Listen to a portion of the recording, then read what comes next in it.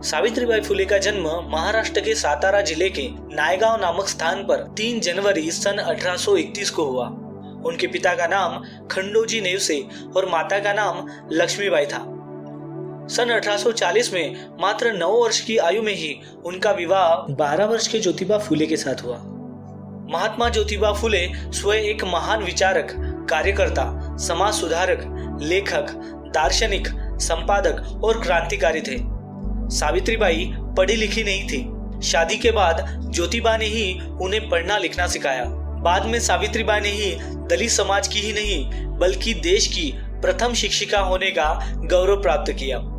उस समय लड़कियों की दशा अत्यंत दयनीय थी और उन्हें पढ़ने लिखने की अनुमति तक नहीं थी।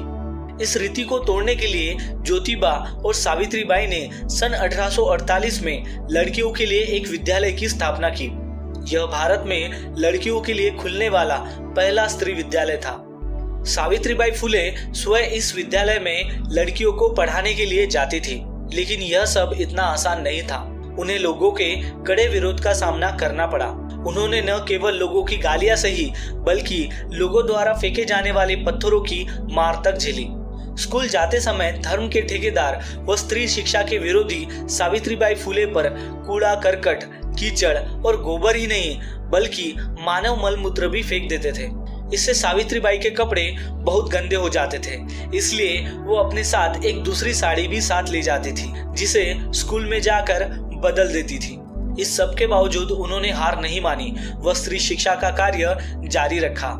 स्त्री शिक्षा के साथ ही विधवाओं की शोचनीय दशा को देखते हुए उन्होंने विधवा पुनर्विवाह की भी शुरुआत की और सन 1854 में विधवाओं के लिए आश्रम भी बनवाया।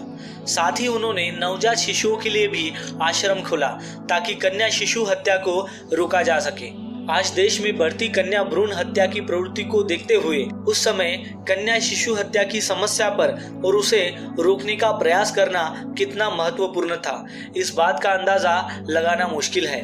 विधवाओं की स्थिति को सुधारने और सती प्रथा को रोकने व विधवाओं के पुनर्विवाह के लिए भी उन्होंने बहुत प्रयास किए। सावित्रीबाई फुले ने अपने पति के साथ मिलकर काशीबाई नामक एक गर्भवती विधवा महिला को न केवल आत्महत्या करने से रोका बल्कि उसे अपने घर पर रखकर उसकी देखभाल भी की और समय पर डिलीवरी करवाई। बाद में उन्होंने उसके पुत्र यशवंत को दत्तक पुत्र के रूप में गोद ले लिया और खूब पढ़ाया लिखाया, जो बाद में एक प्रसिद्ध डॉक्टर बना। सावित्रीबाई फुले ने 2 काव्य पुस्तकें लिखी। पहली काव्य फुले और दूसरी 52 कशी सुबोध रत्नाकर। सावित्रीबाई फुले ने कभी पीछे मुड़कर नहीं देखा। अपने जीवन काल में पुणे में ही उन्होंने 18 महिला विद्यालय खोले। सन 1854 में ज्योतिबा और सावित्रीबाई फुले ने एक अनाथ आश्रम खोला। यह भारत में किसी व्यक्ति द्वारा खोला गया पहला अनाथ आश्रम था। साथ ही अनचाही गर्भावस्था की वजह से होने वाली शिशु हत्या को रोकने के लिए उन्होंने बाल हत्या प्रतिबंधक गृह भी स्थापित किया। समाजोत्थान के अपने मिशन पर कार्य करते हुए ज्योतिबा ने 24 सितंबर 1873 को अपने अनुयायियों के साथ सत्यशोधक समाज नामक संस्था का निर्माण किया। वे स्वयं इसके अध्यक्ष थे और सावित्रीबाई फुले महिला विभाग की प्रमुख थी। इस संस्था का मुख्य उद्देश्य शूद्रों और अतिशूद्रों को उच्च जातियों के शोषण से मुक्त कराना था। ज्योतिबा के कार्य में सावित्रीबाई ने बराबर का योगदान दिया। ज्योतिबा फुले ने जीवन भर निम्न जाति, महिलाओं और दलितों के उद्धार के लिए कार्य किया। इस कार्य में उनकी धर्मपत्नी सावित्रीबाई फुले ने जो योगदान दिया वह अद्वितीय है। यहाँ तक कि कई बार ज्योतिबा फुले स्वयं अपनी पत्नी सावित्रीबाई फुले से मार्गदर्शन प्राप्त करते थे। 28 नवंबर 1890 को महात्मा ज्योतिबा फुले की मृत्यु के बाद उनके अनुयायियों के साथ ही सावित्रीबाई फुले ने भी सत्यशोधक समाज को दूर दूर तक पहुंचाने, अपने पति महात्मा ज्योतिबा फुले के अधूरे कार्यों को पूरा करने व समाज सेवा का कार्य जारी रखा। सन 1897 में पुणे में भयंकर प्लेग फैला। प्लेग के रोगियों की सेवा करते हुए सावित्रीबाई फुले स्वयं भी प्लेग की चपेट में आ गई और 10 मार्च सन 1897 को उनकी मृत्यु हो गई।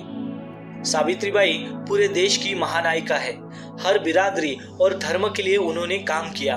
उनका पूरा जीवन समाज में वंचित महिलाओं और दलितों के उद्धार के लिए संघर्ष में बीता। उस जमाने में ये सब कार्य करने इतने सरल नहीं थे जितने आज लग सकते हैं। अनेक कठिनाइयों और समाज के प्रबल विरोध के बावजूद महिलाओं का जीवन स्तर सुधारने व उन्हें शिक्षित तथा रूढ़ि मुक्त करने में सावित्रीबाई फुले का जो महत्वपूर्ण योगदान रहा है, उसके लिए देश हमेशा उनका ऋणी रहेगा। दोस्तों, ये वीडियो आपको कैसी लगी हमें लाइक और कमेंट करके जरूर बताइए। आपके सुझाव हमारे लिए मार्गदर्शक बनते हैं। अगर आप हमारे चैनल पर नए हैं तो इसे सब्सक्राइब करना ना भूलिए।